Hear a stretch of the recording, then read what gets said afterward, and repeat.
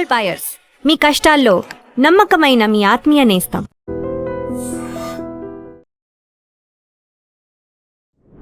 America, Israel, Iran ఒకరి మీద ఒకరు తీవ్రమైనటువంటి స్టేట్మెంట్లు చేసుకున్నారు. ఫినిష్ ద జాబ్ అనేటువంటి ఒక మాట తీవ్ర స్థాయిలో చర్చకు వచ్చింది. ఈ మూడు కంట్రీస్ ఏం చేయబోతున్నాయి, వరల్డ్ వార్ అనేది తప్పదా అనేటువంటి అనాలిసిస్లు ఎందుకు వినిపిస్తుంది? మళ్ళీ ఎందుకు మూడు కంట్రీస్ డిఫరెంట్గా ఆలోచిస్తున్నాయి? అవన్నీ కూడా మళ్ళీ సేమ్ యుద్ధాన్ని సూచిస్తున్నాయి. ఇది పాకిస్తాన్ చేసిన గేమ్. ఇది పాకిస్తాన్ ఈ డీల్ ఎట్టన క్లోజ్ చేయడానికి వాళ్ళు చేసిన తప్పులు. డ్రాఫ్టింగ్ ఎప్పుడు ప్రొఫెషనల్గా ఉండాలి. ఒక ఫుల్ స్టాప్ ఒక కామా ఇక్కడ అక్కడ జరిగిపోతే మొత్తం మీనింగ్ మారిపోతుంది. అదే జరిగింది. Civil war in Lebanon.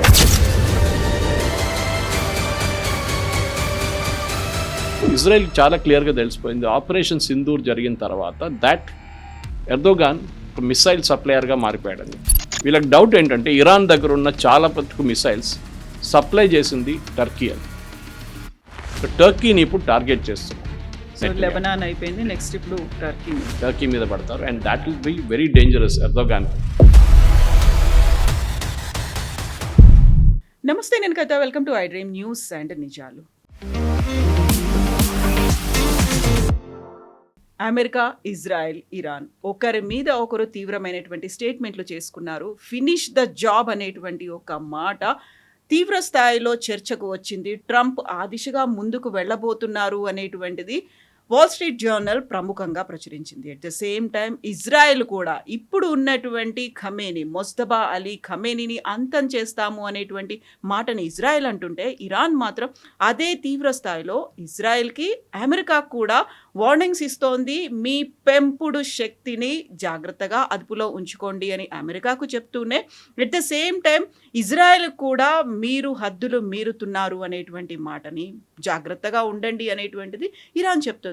ఈ మూడు కంట్రీస్ ఏం చేయబోతున్నాయి, వరల్డ్ వార్ అనేది తప్పదా అనేటువంటి అనాలిసిస్లు ఎందుకు వినిపిస్తున్నాయి? మనతో పాటుగా ఉన్నారు సీనియర్ జర్నలిస్ట్ సురేష్ కొచ్చతిల్ గారు. సార్ నమస్తే.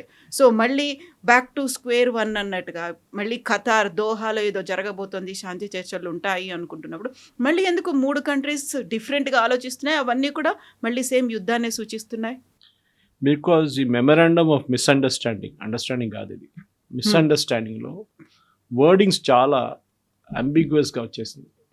అంటే మీరు ఆ వర్డ్ని ఎట్లా తిప్పొచ్చు, ఇటు చెప్పొచ్చు, అటు చెప్పొచ్చు. ఫర్ ఎగ్జాంపుల్ ఒక దాంట్లో అన్నారు ఇరాన్కి $6 బిలియన్ ఖతార్ దగ్గర పడిన డబ్బులు ఉంది, అది ఇరాన్కి ఇచ్చేద్దాం, provided the meet certain mile stones. అదేంటి? ఒకటి, వీళ్ళు న్యూక్లియర్ డీల్ గురించి మాట్లాడాలి. మాట్లాడడంలో డబ్బులు ఇవ్వచ్చా, లేకుంటే కన్క్లూడ్ చేసినప్పుడు డబ్బులు ఇవ్వాలన్నా, ఆ క్లారిటీ పెట్టలేదు. ఇది పాకిస్తాన్ చేసిన గేమ్. ఇది పాకిస్తాన్ ఈ డీల్ ఎట్టన క్లోజ్ చేయడానికి వాళ్ళు చేసిన తప్పులు. డ్రాఫ్టింగ్ ఎప్పుడు ప్రొఫెషనల్గా ఉండాలి. ఒక ఫుల్ స్టాప్ ఒక కామా ఇక్కడ అక్కడ జరిగిపోతే మొత్తం మీనింగ్ మారిపోతుంది. అదే జరిగింది. స్ట్రెయిట్ ఆఫ్ హార్మోజ్ గురించి Iran and Oman will maintain the strait of Hormuz and keep it open అన్నారు. Something in that language. Point number 1లో ఇరాన్ ఏమంటారు? కరెక్టే కదా అది. మేము మా దగ్గర మెయింటైన్ చేయమన్నారు, మేము ఛార్జ్ చేస్తాం ఫీజ్. ఇప్పుడు ఒమాన్తో మాట్లాడుతున్నాం మేము, వీ విల్ స్టార్ట్ ఛార్జింగ్ అని యూఎస్ ఇవ్వాలి కూడా చెప్పారు ప్రెసిడెంట్ ట్రంప్. అది చేస్తే అంతే సంగతి మీది. ఒమాన్కి ఆల్రెడీ దీనికన్నా ముందు వార్నింగ్ ఇచ్చారు US. And Omani army, navy, air force అంతా పవర్ఫుల్ కాదు, ఇరాన్ లాగా కాదు. వాళ్ళు ఇరాన్కి ఫోర్స్, ఎయిర్ ఫోర్స్, నేవీ ఏం లేదు, కానీ మిసైల్స్ ఉన్నాయి వాళ్ళ దగ్గర. ఒమాన్ దగ్గర అది లేదు. Oman will face a big problem రేపు యూఎస్ ఏమైనా చేస్తే. ఇప్పుడు ప్రెసిడెంట్ ట్రంప్కి ఇది ఉన్నప్పుడు ఇంకో ప్రాబ్లం వచ్చి దిగింది. ఆయన వాళ్ళకు డిస్క్లోజర్ చేయాల్సి వచ్చింది. వాళ్ళ లీగల్ రిక్వైర్మెంట్ ప్రకారం మీరు చైర్లో కూర్చున్నప్పుడు ఎంత సంపాదించారు. సో ఇప్పుడు ఆల్మోస్ట్ 1.5 years నా $2 బిలియన్ సంపాదించారు అని డీటెయిల్స్ ఇచ్చారు. దాంట్లో బ్రేకప్ కూడా ఉంది. దీంట్లో అన్నిటికంటే పెద్దది క్రిప్టో టోకన్స్. యూజ్ చేసి ఇది చాలా షేడీ బిజినెస్. ఇది ఎవరు ఇచ్చారో మీకు తెలియదు, ఎవరి దగ్గరికి వెళ్తుంది మీకు అది కూడా తెలియదు, మీరు ఇది ఎక్కడ దాచిపెట్టారో అది కూడా తెలియదు. 635 million కాయిన్స్ అమ్మారు, సెలబ్రేషన్ కాయిన్స్ అంట. ఆలోచండి. దాంట్లో 635 మిలియన్ సంపాదించారు. 526 మిలియన్ క్రిప్టో నుంచి సంపాదించారు. దీంట్లో ఒక పెద్ద పెట్టుబడి ఈ క్రిప్టోలో పెట్టింది పాకిస్తాన్ నుంచి. ఎవరు పెట్టారు? ఈ డీల్ పాకిస్తాన్తో ఇంత ప్రేమ మొదలైంది ఈ క్రిప్టో తర్వాతనే స్టార్ట్ అయింది. ఇది అసీం మునీర్ డబ్బులు అని చెప్తున్నారు. అసీం మునీర్ పెట్టుబడి కోర్స్ ఆయన దగ్గర ఇంత డబ్బులు ఉండవు, is just general in the Pakistan army. తో ఎక్కడి నుంచి ఆయనకు వచ్చింది? ఆబ్వియస్లీ అక్కడ పాకిస్తాన్లో ఉన్న చాలా మటుకు ఆఫ్ఘనిస్తాన్ పాకిస్తాన్ బార్డర్లో ఉన్న డ్రగ్ ట్రేడ్ వాళ్ళ దగ్గర నుంచి వచ్చిన డబ్బులు. ఇది పెద్ద డ్రగ్ ట్రేడ్. ఇది మనకి వరల్డ్లో 2 ట్రయాంగిల్స్ ఉంది. ఒకటి ఆఫ్ఘనిస్తాన్ పాకిస్తాన్, కోర్స్ పంజాబ్ వైపు వస్తుంది. నెక్స్ట్ అటు that is Cambodia, Laos, Thailand, ఒక మయన్మార్, ఒక ట్రయాంగిల్ అక్కడ ఉంది. ఇక్కడి నుంచి వెళ్ళే డ్రగ్స్ అంతా ఇప్పుడు కంట్రోల్ చేస్తుంది తాలిబాన్. మనం చూస్తున్న గొడవ, తాలిబాన్ మీద బాంబు వేస్తున్నారు, తాలిబాన్ వీళ్ళ మీద సూసైడ్ అటాక్లు చేస్తున్నారు, ఈజ్ బికాజ్ ఆఫ్ డ్రగ్స్. ఈ డ్రగ్ ట్రేడ్ పాకిస్తాన్ ఆఫ్ఘనిస్తాన్తో చాలా ఫ్రెండ్లీగా ఉన్నప్పుడు వీళ్ళు డివైడ్ చేసుకుంటుండే ఆర్మీ వాళ్ళు. పాకిస్తాన్ ఆర్మీ పొలిటీషియన్స్కి ఏదో చిన్న చిల్లర ఇస్తుండే వాళ్ళు, కానీ ఆర్మీగా మెయిన్గా డివైడ్ చేసుకుంటారు. దీనికన్నా ముందు జియాల్ హక్ ఉన్న టైం నుంచి పర్వేజ్ ముషరఫ్ దాకా అండ్ డౌన్ టు ఇప్పుడున్న అసీం మునీర్. దాంతోపాటు ప్రధానమంత్రి వీళ్ళు ఏం చేస్తారంటే ఫస్ట్ లండన్లో ఒక పెద్ద మ్యాన్షన్ కొనుక్కుంటారు. It been millions. అక్కడ కొనుక్కొని వీళ్ళ ఫ్యామిలీని అక్కడ షిఫ్ట్ చేస్తారు. పిల్లలు అక్కడే స్కూల్లో చదువుకుంటారు, కాలేజ్ చదువుకుంటారు, వాళ్ళు పాకిస్తాన్లో ఏం చదువుకోరు వాళ్ళు. ఇది ప్రతి అయూబ్ ఖాన్ నుంచి అసీం మునీర్ దాకా, అప్పుడున్న లియాఖత్ అలీ నుంచి ఇప్పుడున్న షబాజ్ షరీఫ్ దాకా ప్రధానమంత్రులు అందరు చేస్తున్న పని. వీళ్ళందరికీ ఇంక్లూడింగ్ ఫరూక్ అబ్దుల్లా అండ్ ఒమర్ అబ్దుల్లా. ఆ టెండెన్సీ కాశ్మీర్లో కూడా ఉంది. మెహబూబా ముఫ్తీ ఫ్యామిలీ వాళ్ళకు కూడా లండన్లో పెద్ద ఇల్లు ఉంది. ఒమర్ అబ్దుల్లా దీనికన్నా ముఖ్యమంత్రి అయ్యే ముందు ఎప్పుడైనా ఫ్రీ ఉన్నప్పుడు ఎంపీగా ఉన్నప్పుడు అంతా 6 నెలలు అక్కడ ఉంటారు సమ్మర్ టైంలో. Same with Farooq Abdullah. వీళ్ళంతా బిజినెస్ ఇదన్నమాట. సో ఇప్పుడు అమెరికన్ కాంగ్రెస్లో డెమోక్రాట్స్ ఏమంటున్నారంటే ఎలక్షన్ అయిపోగానే, ఇప్పుడు రాబోయే మిడ్ టర్మ్ పోల్స్ రాగానే we will start investigating Trump ఏమంటున్నారంటే, నిన్న ఎయిర్ ఫోర్స్ 1 బోర్డ్ చేసే ముందు ఎయిర్ ఫోర్స్ 1 అది ఇంకో స్కాండల్. అది కొత్త ఎయిర్ ఫోర్స్ 1 ఖతార్ దగ్గర ఒక ప్లేన్ ఉండేది. ఆ ప్లేన్ ఖతార్ యూజ్ చేయట్లేదు, వాళ్ళకి ఏదో ప్రాబ్లం ఉండేది అంతా. వాళ్ళు దాన్ని అమ్మడానికి చాలా ట్రై చేశారు, ఖతారీ గవర్నమెంట్ అమ్మలేకపోయారు. న్యూస్లో అది వచ్చింది ఈ ప్లేన్ ఉందని చెప్పి. సో ట్రంప్ అక్కడ వెళ్ళినప్పుడు ఎయిర్పోర్ట్లో ఇది పార్క్ చేస్తుంది ప్లేన్. సో ట్రంప్ అడిగారంటే ఏంటి ప్లేన్ అంటే, వాళ్ళు చెప్పారు ఇట్లా we are trying to sell it, Qatar Airways కోసం కొన్నాం, we are not able to sell it, నాకు ఇచ్చేయండి అన్నారంట. ఓకే తీసుకోండి అని చెప్పారు వాళ్ళు. ఓకే ఇచ్చేయండి తీసుకోండి అంటే ఒక అమెరికన్ ప్రెసిడెంట్, మన దగ్గర కూడా ప్రధానమంత్రి గారు మోదీ గారు కానీ దానికన్నా ముందు మన్మోహన్ సింగ్ గారు కానీ అబ్రాడ్ వెళ్ళినప్పుడు వీళ్ళకి గిఫ్ట్స్ ఇస్తారు. అవార్డు ఇవ్వడం సపరేట్, గిఫ్ట్ సపరేట్. ఈ గిఫ్ట్స్ మీరు తీసుకెళ్ళకూడదు. మన దగ్గర ప్రతిభా పాటిల్ ప్రెసిడెంట్గా ఉన్నప్పుడు ఆమె కొన్ని గిఫ్ట్స్ తీసుకెళ్ళిపోయింది ఆఫ్టర్ షీ డెమిటెడ్ ఆఫీస్. మీ ఆఫీస్ అంటే మీరు ప్రధానమంత్రిగా ప్రెసిడెంట్ కానీ మీ టర్మ్ అయిపోతే మీరు దీన్ని చేసి తీసుకెళ్ళకూడదు. అది ప్రధానమంత్రి ఆఫీస్లోనే ఉంటుంది. ఇప్పుడు కొత్తగా మ్యూజియం స్టార్ట్ చేశారు మోదీ గారు వచ్చిన తర్వాత, దాంతో ఆక్షన్ కూడా స్టార్ట్ చేశారు. అంటే సమ్ థింగ్స్ ఆర్ లైక్, మీరు కూడా వెళ్తుంటారు ఫంక్షన్స్కి, మెమెంటో మీద మెమెంటో మీకు వస్తుంది, మోదీ గారికి పెద్ద మెమెంటో వస్తుంది. సో అన్నీ అక్కడ పెట్టుకోక్కర్లేదు కదా. సో సమ్ థింగ్స్ ఆక్షన్ చేసేస్తారు వాళ్ళు, అది రెగ్యులర్గా నడుస్తుంది. ప్రెసిడెంట్ ట్రంప్ ఏంటంటే ఆయన ఎక్కడ వెళ్ళినా కానీ ఆయనకు మెయిన్ గిఫ్ట్ ఇది క్రిప్టో కరెన్సీ నుంచి వస్తుంది. రీసెంట్గా హవర్డ్ లుట్నిక్ వాళ్ళ కామర్స్ సెక్రటరీ ఆయన కజాకిస్తాన్కి వెళ్ళి ఒక మైనింగ్ డీల్ సైన్ చేశారు. కజాకిస్తాన్ దగ్గర ఎక్విప్మెంట్ లేదు మైనింగ్ చేయడానికి, యుఎస్ కంపెనీలు సప్లై చేస్తారు, వాళ్ళే మైనింగ్ కూడా చేస్తారని చెప్పి ఒక ఒప్పందానికి వచ్చారు. ఈ కంపెనీ ఎవరు ఆపరేట్ చేస్తారు? ప్రెసిడెంట్ ట్రంప్ కొడుకు అండ్ లుట్నిక్ కొడుకు. సో ఇప్పుడు కాంగ్రెస్లో, యుఎస్ కాంగ్రెస్లో మళ్ళీ పెద్ద గొడవ దీని మీద. ఏం జరుగుతుంది, ఎవరు ఈ కాంట్రాక్ట్ సైన్ చేశారు, why is it that only these people will do the mining అని చెప్పి పెద్ద కాంట్రవర్సీ నడుస్తుంది.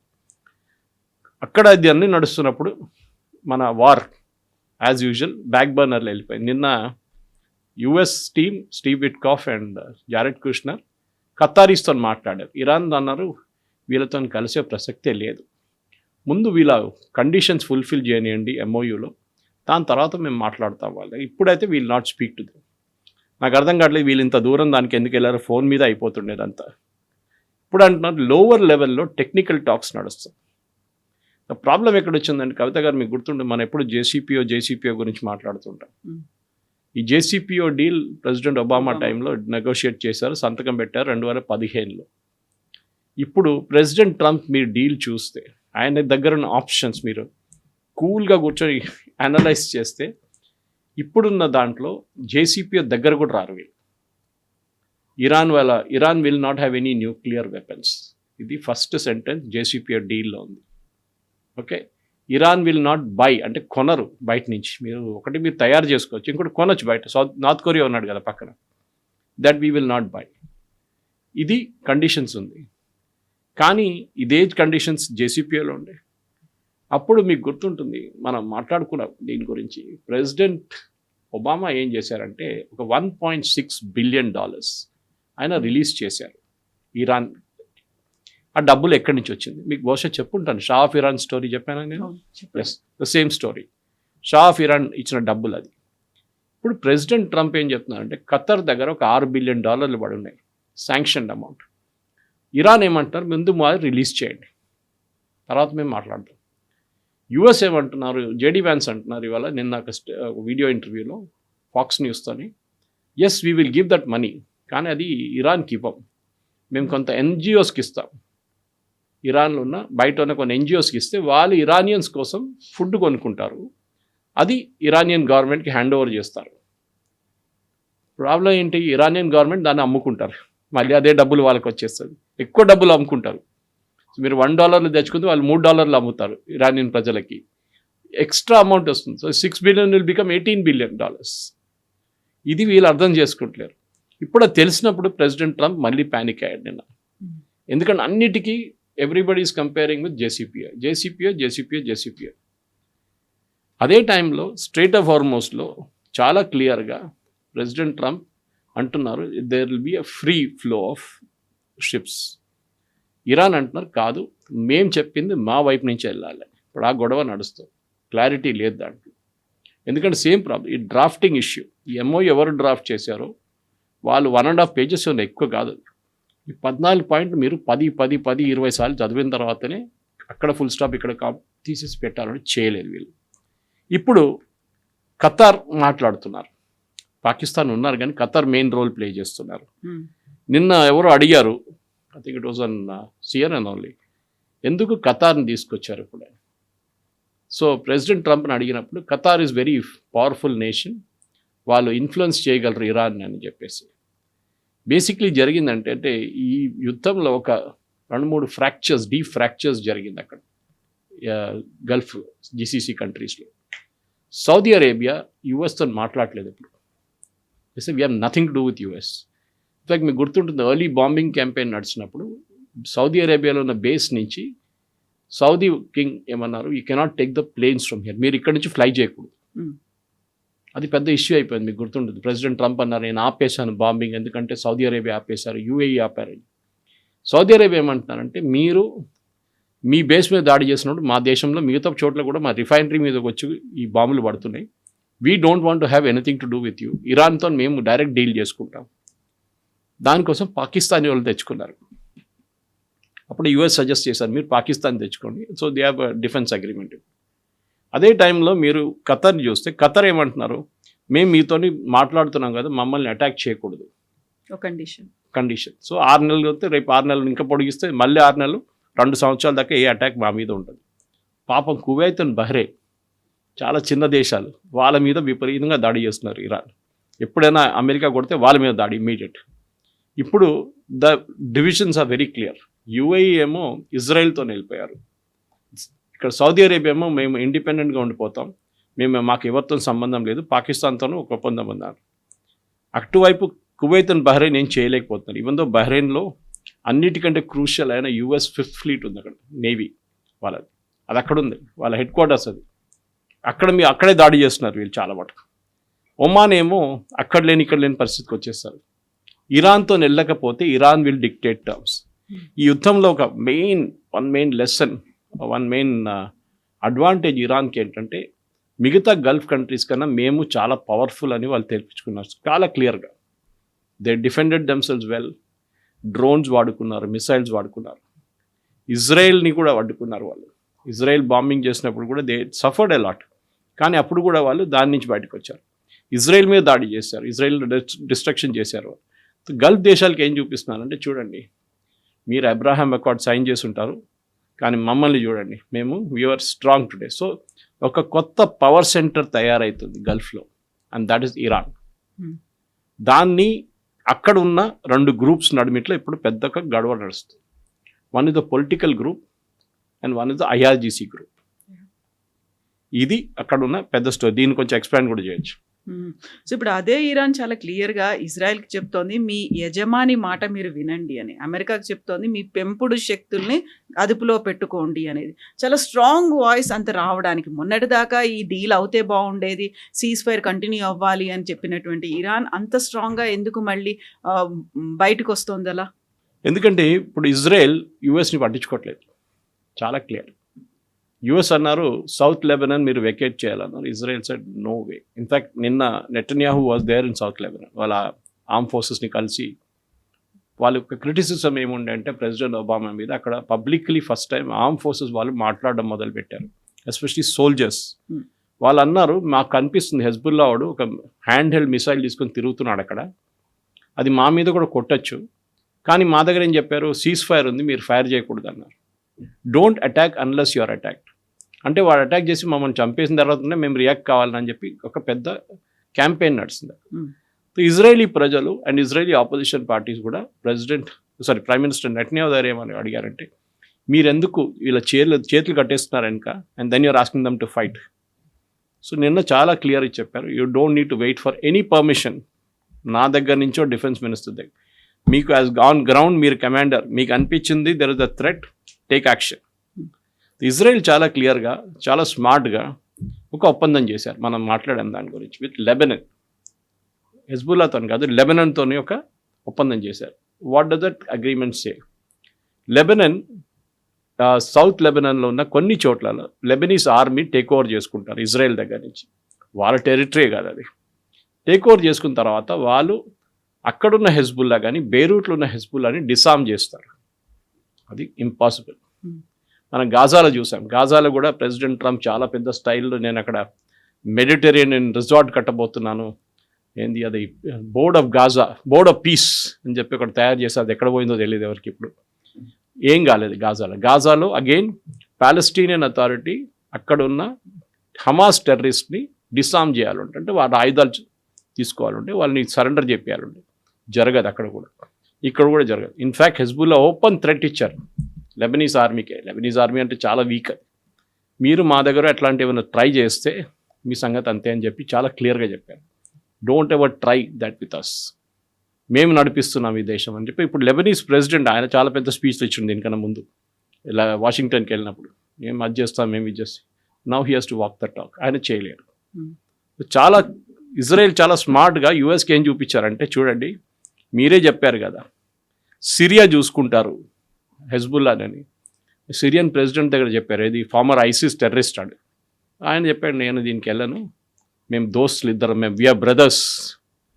చాలా క్లియర్గా తెలిసిపోయింది. ఇవాళ పొద్దున సిరియాలో there is a new political change happening. ఇవాళ పొద్దున దాని డీటెయిల్స్ నేను తయారవుతున్నప్పుడు విన్నాను అది వీడియో, కానీ ఐ కుడెంట్ గ్రాస్ప్ ఇట్. ఏదో పెద్ద మార్పు వస్తుంది సిరియాలో కూడా.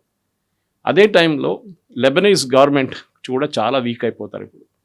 ఎందుకంటే ఓపెన్గా హెజ్బుల్లా థ్రెటన్ చేశారు, మా మీద మీరు ఆయుధాలు గుంజుకోవడానికి ట్రై చేస్తే we will create a civil war in Lebanon. వాళ్ళు చేయొచ్చు, ఎందుకంటే షియా వాళ్ళు, దే ఆర్ షియాస్ అండ్ వాళ్ళ population is approximately I think around 18-20% మంది వాళ్ళు అక్కడ. వాళ్ళు కావాలంటే పెద్ద గొడవ చేయొచ్చు అక్కడ, ఎందుకంటే వాళ్ళకి పొలిటికల్ సపోర్ట్ ఉంది. వాళ్ళ దగ్గర 16 మంది ఎంపీలు ఉన్నారు పార్లమెంట్లో, లెబనీస్ పార్లమెంట్లో. సో వీళ్ళకి ఒక మిలిటరీ వింగ్ ఉంది, పొలిటికల్ వింగ్ ఉందన్నమాట. సో అక్కడ నడుస్తుంది. So Israel is in safe position. Israel కానీ ఒక మేజర్ మార్పు తీసుకొస్తున్నారు కవిత గారు. బెంజమిన్ నెటన్యాహు అనౌన్స్ చేశారు, యుఎస్ ఎప్పుడు చూస్తే ఇజ్రాయెల్ని థ్రెటన్ ఏం చేస్తారంటే, మీ ఆయుధాలు మేము ఆపేస్తాం, మీకు రాకుండా చేస్తాం. ఒకటి వీళ్ళు అంటున్నారు, we giving you donation $3.2 billion last year, ఆయుధాలు ఇచ్చాం మేము, అది మొత్తం ఆపేస్తాం. ఇజ్రాయెల్ అన్నారు, ఇప్పుడు అంటున్నారు, okay no problem, take your time, ఒక 10 సంవత్సరాల్లో నెతన్యాహు ఒక టార్గెట్ పెట్టారు, దట్ యుఎస్ నుంచి $1 ఆయుధం కూడా మేము కొనం. సో ఆయన దగ్గర అడిగారు, which will be the country where you will go to? ఈ సెడ్ ఇండియా. సో మన దగ్గర ఇండియాతోని పెద్ద ఇజ్రాయలీ డీల్స్ రాబోతుంది. ఇప్పుడు ఇజ్రాయెల్కి కావాల్సిన చాలా ఆయుధాలు ఉన్నాయి, వాళ్ళకి మిసైల్స్ ఉండొచ్చు, వాళ్ళ దగ్గర యాంటీ ట్యాంక్ ఉండొచ్చు, అది కాకుండా కలాష్నికోవ్ లాంటి రైఫిల్స్ ఉండొచ్చు, మనం ఆల్రెడీ ఉత్తరప్రదేశ్లో తయారు చేస్తున్నాం. ఇట్లాంటి చాలా మటుకు ఆయుధాలు నౌ జాయింట్ ఇజ్రాయెల్, ఆల్రెడీ మన దగ్గర 3 వెంచర్స్ ఉన్నాయి ఇండియాలో, దాంట్లో ఒకటి హైదరాబాద్లోనే ఉంది. సో ఇజ్రాయెల్ ఇప్పుడు ఒక స్ట్రాటజీ మార్చేస్తున్నారు, that we will deal with India not with US. So US ఇప్పుడు భయపడుతున్నారు, ఎందుకంటే యూఎస్లో ఉన్న కంపెనీలు మెక్డొనాల్డ్ డగ్లస్ కానీ మిగతా రేథాన్ లాంటి companies, they are defence contractors. వాళ్ళ పనిది, వాళ్ళ డబ్బులు బిలియన్స్లో వాళ్ళకి రెవెన్యూ వస్తుంది ఇజ్రాయెల్ నుంచి, యూఎస్ గవర్నమెంట్ దగ్గర నుంచి. ఇప్పుడు అది మొత్తం ఆగిపోతుంది. And Saudi Arabia and other countries from Gulf, వీళ్ళందరూ ఆపేస్తే దెన్ యుఎస్ డిఫెన్స్ ఇండస్ట్రీ పడిపోతుంది. ఈ US defence industry president Trump కానీ ఏ ప్రెసిడెంట్ అయినా కానీ వాళ్ళ క్యాంపెయిన్కి బిలియన్స్ ఇస్తారు, డబ్బులు నీళ్ళలా ఖర్చు పెడతారు వాళ్ళు అంతా. ఇప్పుడు అదంతా ఆగిపోతుంది. ఇది వాళ్ళకి అన్నిటికంటే పెద్ద భయం అనమాట. So this is where Netanyahu, ఇప్పుడు మీరు చూస్తే 2 వారాల ముందు Netanyahu was in very weak position. ఆయనకు ఒక ఎలక్షన్ ఉంది ఇప్పుడు ఇంకా 2 నెలల్లో. Now he is become strong because I will not withdraw from Lebanon. Iran దగ్గర చెప్పారు, మీ జాగ్రఫీ అక్కడ, మీరు ఇక్కడేం చేస్తున్నారు, మీకు దీంతో సంబంధమే లేదు, you have no right, there is a government there is a Lebanese government, వాళ్ళు చూసుకుంటారు, మీరు దీంట్లో don't get into financing these fellows. మీరు చూస్తే లాస్ట్ వీక్ ఒక పెద్ద టనల్ వాళ్ళకి కనిపించింది, మీరు వీడియో చూసుంటారు, హ్యూజ్ టనల్ నెట్వర్క్. దాంట్లో టాప్ పోర్షన్లో షాప్స్ ఉంది, ఇల్లు ఉంది, దాని నడిమిట్లో ఒక సైడ్ నుంచి టనల్ స్టార్ట్ అవుతుంది. సో దానికోసం ఇజ్రాయెల్ చాలా క్లియర్గా అటాక్ చేస్తున్నప్పుడు సౌత్ లెబనాన్లో ఈ ఇంటి మీద దాడి చేస్తున్నారు. వాళ్ళు తెలిసిపోయింది this place has got tunnels and we should attack అని చెప్పేసి, అది ఇప్పుడు నడుస్తాను.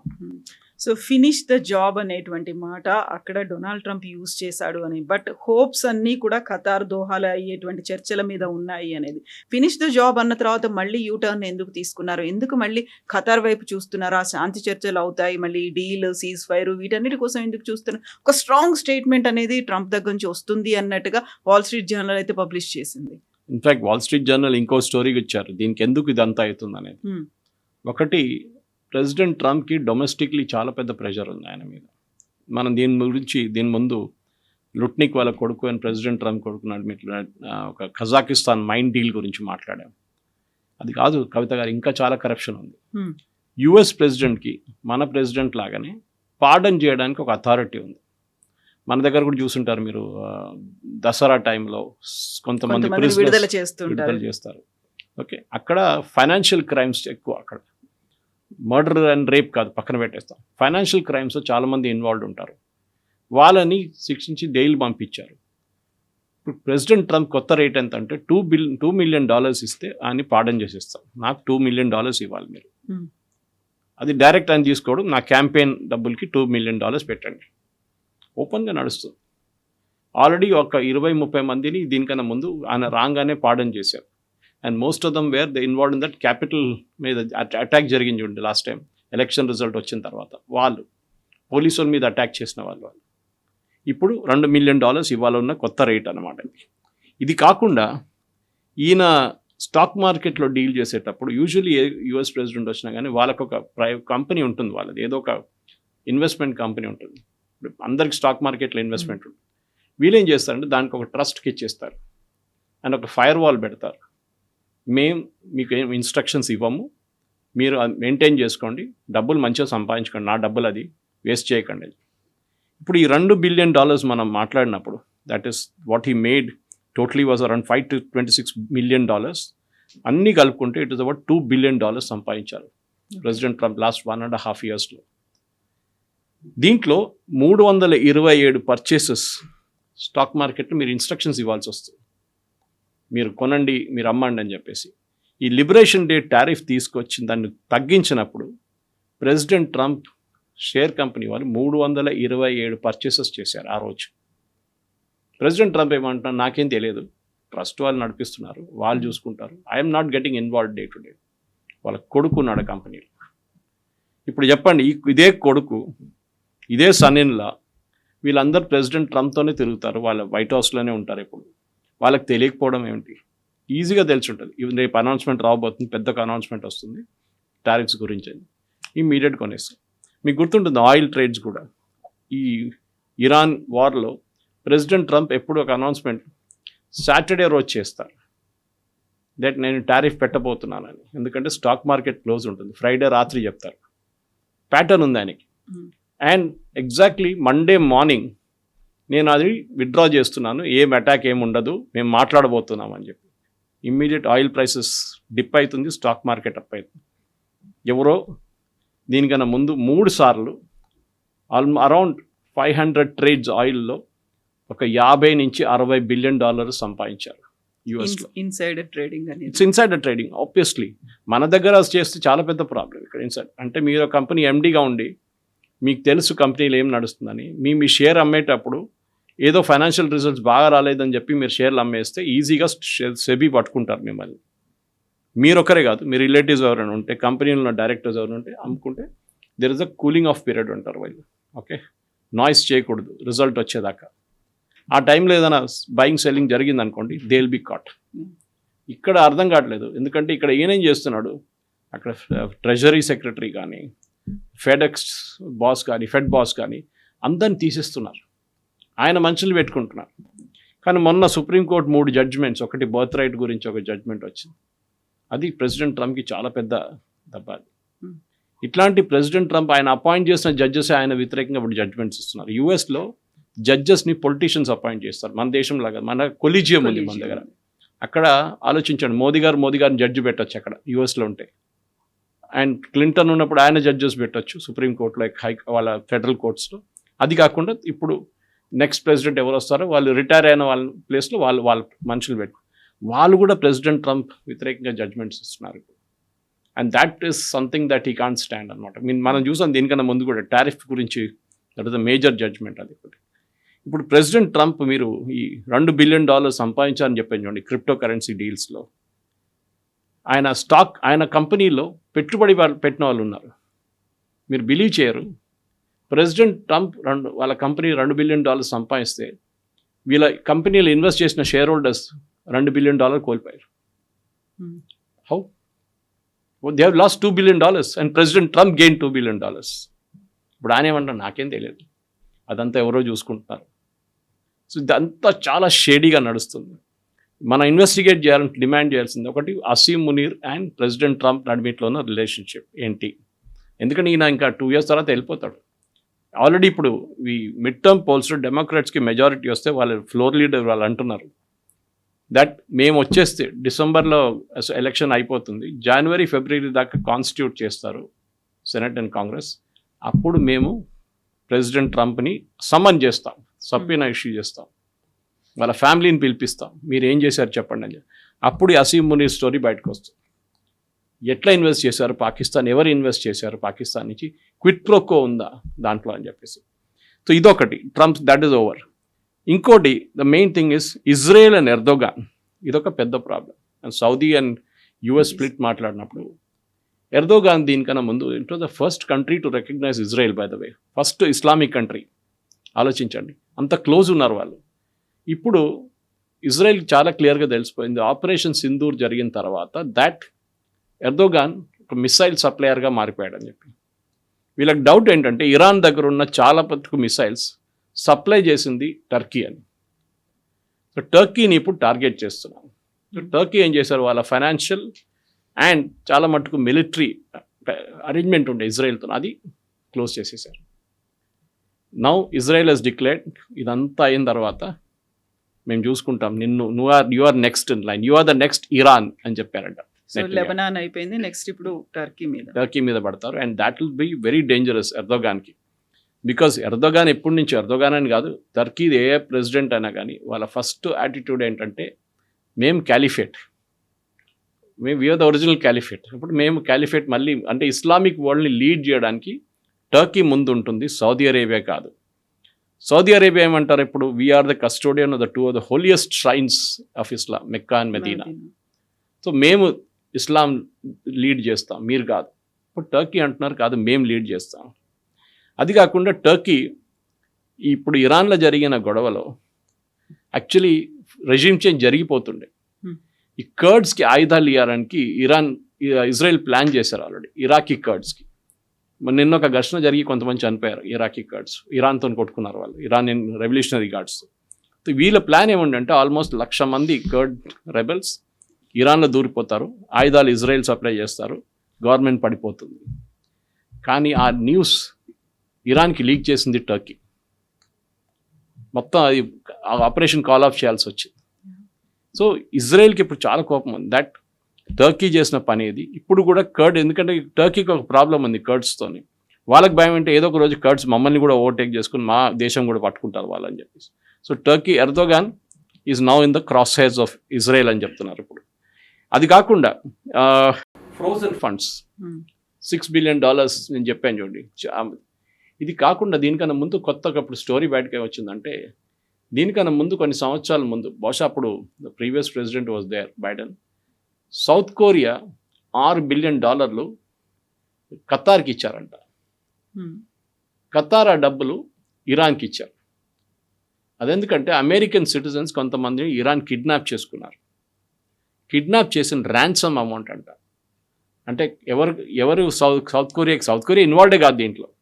But why did South Korea pay Qatar, why did Qatar pay Iran? ఈ సౌత్ కొరియా దగ్గర డబ్బులు ఎక్కడి నుంచి వచ్చిందని చెప్పి ఇప్పుడు ఒక ఇన్వెస్టిగేషన్ మొదలైంది. అది కూడా బహుశా యుఎస్ గవర్నమెంట్ ఇచ్చుంటారు. అన్నిటికీ ఇప్పుడు లింక్స్ వస్తున్నాయి. సో ప్రెసిడెంట్ అనేది మీరు అడిగిన ప్రశ్న అదే కదా కవిత గారు, ఎందుకు మళ్ళీ యుద్ధం గురించి అంటున్నారు అనేది. Because domestically first was Epstein files ఆయనకి. ఇప్పుడు ఈ స్కాండల్స్ అంతా బయటకు వస్తున్నాడు, మళ్ళీ దీని నుంచి అటెన్షన్ డైవర్ట్ చేయాలంటే ఇంకొక చిన్న యుద్ధం ఇరాన్తో పెట్టుకుందాం మనం అని చెప్పేసి. అదే బహుశా ప్రెసిడెంట్ ట్రంప్ స్ట్రాటజీ అని చెప్పి అమెరికాలో ఉన్న పొలిటికల్ కామెంటేటర్స్ కూడా ఛానల్స్లో చెప్తున్నారు ఇవాళ. సో సూన్ ఈ మధ్య కాలంలో ఇదైతే క్లోజ్ అయ్యి ఎండ్ కార్డ్ పడే ఛాన్స్ కనిపిస్తుంది. ఫుల్ ఫ్లెజ్ వార్ వెళ్ళలేరు ఆయన. అమెరికన్ కాంగ్రెస్లో వార్ పవర్స్ యాక్ట్ ప్రకారం you cannot go for a full power.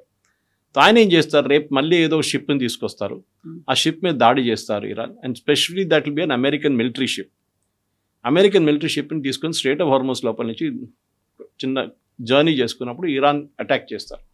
Then అమెరికాకు president can authorize full fledge attack on Iran. అదే బహుశా జరగవచ్చు. ఎందుకంటే ఈ చర్చలు ఎక్కడ పో. ప్రెసిడెంట్ ట్రంప్ ప్రాబ్లం ఏంటంటే ఇది చర్చ ఫినిష్ అయిందంటే మోస్ట్ ఇంపార్టెంట్ ఇస్ యురేనియం. అందరూ కంపేర్ చేయబోతున్నది ఇది జేసీపీ ఆయన బెటరా or this is worse off than JCP. దాంట్లోనే ఆయన పొలిటికల్ ఫ్యూచర్ మొత్తం ఉండిపోతుంది. డెఫినెట్గా this is worse than JCP. అప్పుడు ఆయన ఒబామాని తిట్టారు, ఆ ఒప్పందం మొత్తం చింపి పడేశారు పక్కన. అండ్ దెన్ ఈ క్రిటిసైజ్డ్ ఒబామా. ఓకే, ఈ గార్డెమ్ ఎస్ఓబి ఇదంతా చేశాడు. సో అదంతా ఇప్పుడు తిరిగి వస్తుంది కర్మ. అండ్ ప్రెసిడెంట్ ట్రంప్కి అదే పెద్ద భయం. Thank you so much. Thank you.